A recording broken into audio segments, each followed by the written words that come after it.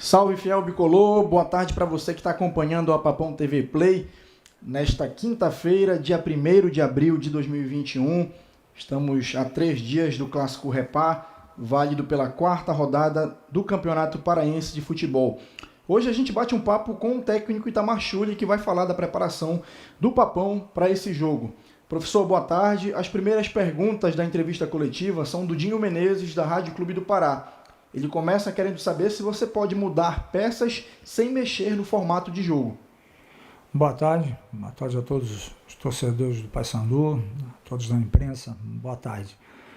É lógico, nós temos treinamentos para isso, né, que a gente possa ter variantes, né, no jogo, então tudo isso a gente trabalha. A gente pode começar com uma equipe, poder variar situações dentro do jogo sem fazer mudanças, né, de um atleta para o outro. Então tudo isso precisa ser trabalhado. Claro que nós estamos num processo de crescimento, de treinamento, né, de tentar sempre ter um grupo só para que possa esse tipo de trabalho crescer e evoluir mais. Mas tem sido feito e sem dúvida a gente tem trabalhado nesse ponto, né, para que a gente possa ter essas variações e cada atleta ter o conhecimento de como fazer e por que está sendo feito e qual é o objetivo disso. Em que estágio está o Paysandu hoje, tecnicamente falando? Nós estamos em evolução, né? Porque nós estamos há 2 meses trabalhando, jogador nesse processo, jogadores chegando. E como eu disse anteriormente, a gente nunca conseguiu ter um grupo, né? Sempre a gente ainda tem grupos distintos trabalhando a necessidade de cada grupo, conforme os atletas vêm chegando e vão sendo integrados ao trabalho. Mas é um grupo que vem evoluindo, vem crescendo e isso sem dúvida é muito salutar e a gente tem visto isso todo dia, um empenho e a dedicação de todos os atletas para isso acontecer. Professor, como é que você avalia a parada, os dias em Castanhal e essa semana em Belém? Deu para fazer ajustes? E o Tilon Maués, do Diário do Pará, lembra, por vias tortas, o Paysandu teve 3 semanas sem jogos, apenas de descanso e treinos. O quanto isso pode ter reflexo já no jogo de domingo? Bem, nós tivemos aí 2 semanas, mas na realidade nem chegou a ser 2. Nós tivemos uma semana apenas tomando os cuidados aí onde houve o lockdown para não expor atleta. Ficamos aqui apenas alguns trabalhos de academia onde não teve campo, então não teve um proveito técnico, né? Apenas manutenção na parte física, mas não conseguimos fazer nada no gramado. A nossa ida para Castanhal, agradecer muito aqui o empenho da diretoria para que isso fosse possível, para que a gente conseguíssemos a condição de treinar no campo e de trabalhar a parte técnica. Então, dar meu muito obrigado pelo esforço que a diretoria fez para que isso fosse possível. Então, isso foi muito importante. E nesse período todo, a gente teve, como eu disse, acréscimo foi no tempo que a gente pôde trabalhar no campo, né? Agora, essas paradas, sem dúvida, elas não são boas, né? A gente vinha num trabalho, numa crescente, daqui a pouco você para tudo, né? Você para uma semana quando você não pode ir para dentro do campo, onde você é restrito até um trabalho de academia. Então você para tudo para novamente começar tudo de novo. Então isso, lógico que não é bom, né? Mas não foi só o Paysandu que passou por isso, outras equipes também. Então a gente tem que se adequar a isso e dos problemas a gente encontrar soluções, como a gente tem feito aqui dentro do Paysandu. Pelo lado do ritmo de jogo, uma parada dessas pode prejudicar o time que vinha num evidente crescimento técnico? É quase a mesma resposta, né? A gente vinha numa evolução e teve essa parada, né? E isso para ninguém foi benéfico, né? Você para, uma evolução, você para. E aí você recomeça tudo novamente, onde você parou, lembranças de treinamento. Quer dizer, você tem que estar sempre, né, relembrando aos atletas que quanto mais quanto mais eles estiverem trabalhando e sendo conscientizados do que é necessário, melhor vai ser a leitura deles dentro do jogo, na hora do jogo. Então, essa parada, ela não foi boa para nós, né, como não foi para as demais equipes, né, aquelas que não puderam treinar, né, algumas continuaram, mas para nós que tivemos que parar não foi bom, e como eu volto a dizer mais uma vez, foi muito importante a gente poder sair e ir para uma outra cidade, como foi Castanhal, a diretoria fazer esse esforço que fez para que a gente pudesse dar continuidade, né, começar novamente o trabalho, incluindo o trabalho de campo também. Você terá quase todo o elenco à disposição e com quase todos os jogadores em melhores condições físicas. O quanto isso tranquiliza na hora de escolher os 11 titulares? Bem, eu quero ressaltar que nós estamos aí há 2 meses, trabalho no Paysandu, e nós estamos com todos à disposição. Então nós não temos nenhuma lesão. Isso é muito raro no futebol, muito raro. Então isso demonstra um planejamento lá no início que a gente tem seguido, a nossa programação de trabalho, as reuniões que a gente tem, né, praticamente diariamente para que a gente possa traçar uma linha, uma pauta e fazer isso, né, tudo que a gente planeja executar. E isso a gente compartilha e parabeniza a todos que fazem parte desse processo, comissão técnica e todos os integrantes desse processo, departamento médico, fisiologia.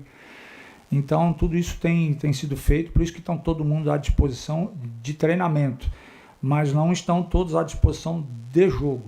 Há uma diferença dos atletas que chegaram depois, que estão trabalhando, outros trabalhos que são necessários fazer.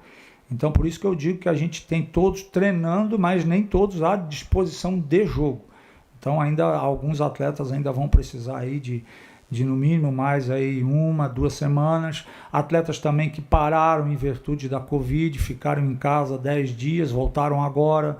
São jogadores que estão sendo novamente, que eu tiver parado de 10 dias, significa recomeçar muita coisa do zero novamente, né, e ter cuidado com esses atletas. Então tudo isso é processo que está sendo bem administrado por todos, mas o importante é que estão todos trabalhando, todos eles buscando o seu melhor, e parabenizar os atletas pelo trabalho, pelo profissionalismo dele, e a todo o grupo nosso aqui de profissionais que está dando subsídio, está dando a sua participação para que tudo isso possa acontecer nesse processo.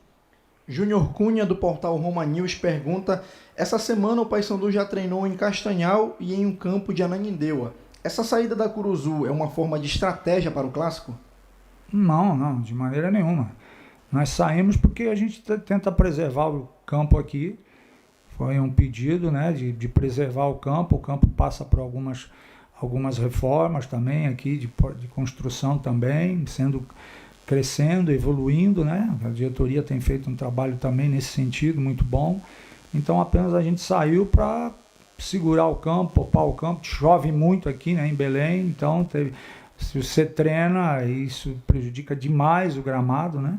Então foi mais a saída nossa, foi em função disso, de preservar o gramado, e o campo que nós conseguimos, nós tivemos que ir para poder trabalhar e fazer o nosso trabalho. Lino Machado, da RBA TV, quer saber qual a sua expectativa para o primeiro repá da carreira. Olha, eu tenho muito orgulho, né, de participar desse repá, de ser para mim o primeiro, então fico muito orgulhoso. Acho que é um momento muito importante, né, participar de um repá, estar disputando, vestindo a camisa do Paysandu, então fico muito orgulhoso, muito feliz por isso, né, já participamos de tantos outros clássicos, né, e participar de um repá, sem dúvida, é um momento muito importante, e como eu disse, tenho muita alegria, me sinto muito feliz por isso e orgulhoso por isso. O Lino quer saber também como é que você espera o Remo e como será o Paysandu no domingo.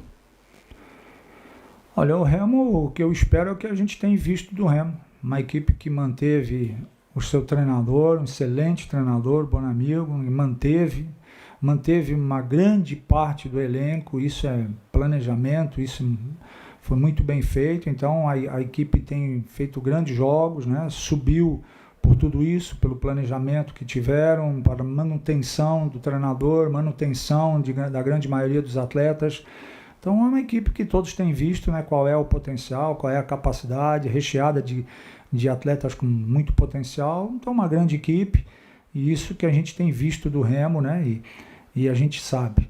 Do lado de cá, uma equipe que está em formação, que está em evolução, mas sem dúvida, acredito nos atletas, não vai faltar empenho de nenhum dos atletas, de nenhum de nós, para que a gente possa fazer um grande jogo, ter um grande clássico e que a gente venha a buscar o nosso objetivo, que é a vitória. Então isso tem sido feito, para isso que nós temos treinado bastante, respeitando muito a equipe do adversário, como eu acabei de citar, mas também relembrando que aqui tem um trabalho de crescimento, de evolução, e é isso que a gente tem construído no dia a dia à frente do Paysandu. Como estão as recuperações de Diego Matos e Ratinho, acometidos recentemente por Covid? Quem faz essa pergunta é o Felipe Silva, da Rádio Metropolitana. É justamente isso, né? Eles estavam na recuperação da Covid, então ficaram 10 dias, né? Em casa, o retorno deles é gradativo, né? É de acordo com as avaliações médicas, como eles se sentem. Então, isso que eu falo, temos todos à disposição, mas dentro dessa disposição há grupos diferentes, né? Que estão em trabalhos, em processos diferentes. Eles se enquadram nisso também, são atletas que têm conversado conosco, mas conversado também com o departamento médico. Cada dia têm sido todos reavaliados. O departamento médico tem feito essa avaliação, reavaliação junto conosco, e isso tem sido feito e vamos continuar com isso durante a semana e sempre, para que a gente possa saber como está cada atleta e do momento exato de usá-los. O César Mãe Henrique, do futebol paraense, quer saber como é que você avalia a preparação da equipe para o Clássico e se o time já está definido.